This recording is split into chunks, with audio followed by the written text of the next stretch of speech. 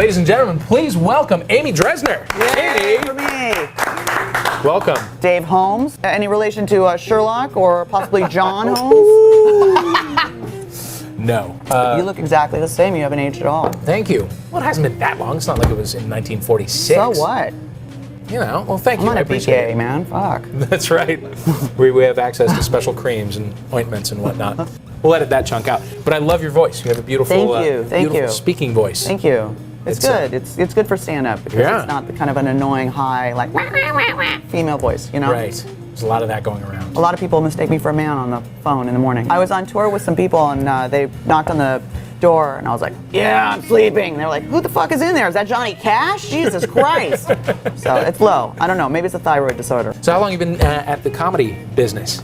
I've been doing stand-up professionally for about 3 years, but my father was a comedy writer.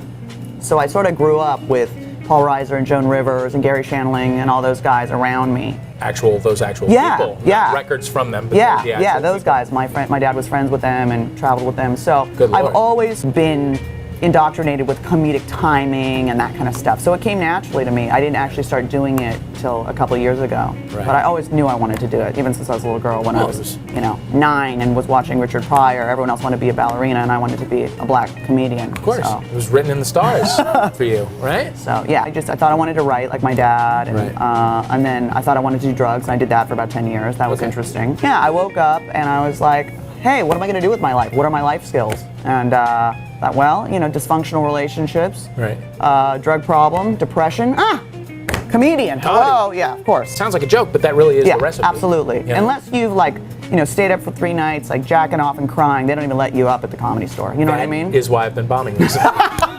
That's why I've been bombing recently. Well, I know what I'm doing this weekend. Who, besides Richard Pryor, made you want to get into the business?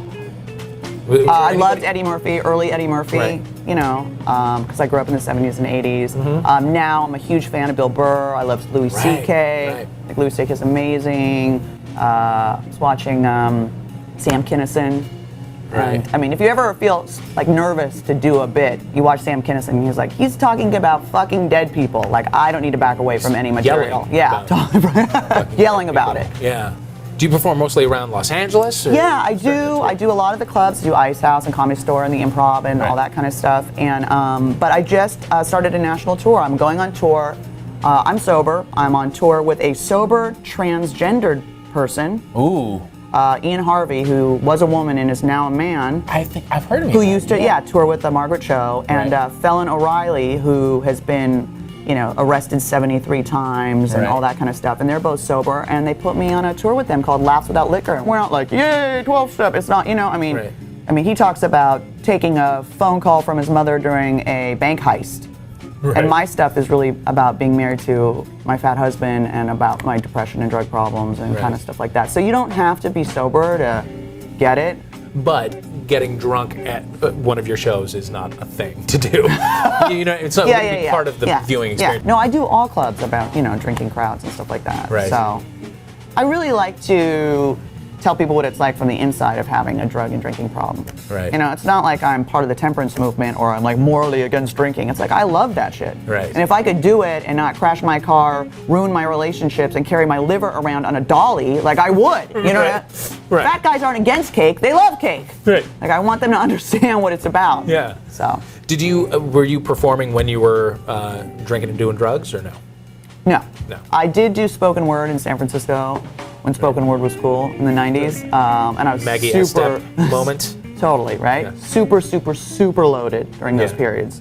Spoken word. Whatever happened to spoken word? Right? Still around. Kind of word. I mean, spoken word is not stand-up comedy.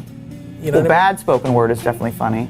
Well, okay, sure. But it's the same basic idea. I mean, you're still up there alone telling a story and, trying to get the audience on your side. It's not, it's not like you were a typist. No, true. You know what I mean? Like you had a little bit of a background. Very true. Right? Spoken word. Whatever happened to spoken word? Amy, it has been a pleasure having you here. Thank you so much for having me. Thanks so much, Amy.